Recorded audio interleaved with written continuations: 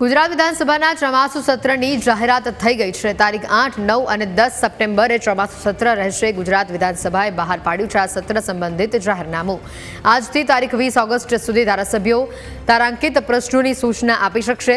વિધાનસભા અધ્યક્ષ શંકર ચૌધરીએ ચોમાસુ સત્ર સંબંધિત માહિતી આપી હતી।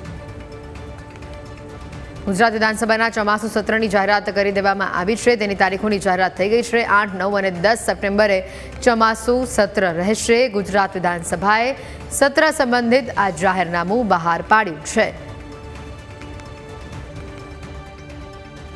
ગુજરાત રાજ્યના માન્ય રાજ્યપાલ શ્રી આચાર્ય દેવવ્રતજીએ 15મી વિધાનસભાના 7મા સત્રનું આહવાન કર્યું છે। આ ચોમાસુ સત્ર તારીખ 8, 9, 10 સપ્ટેમ્બર દરમિયાન બોલાવવામાં આવ્યું છે।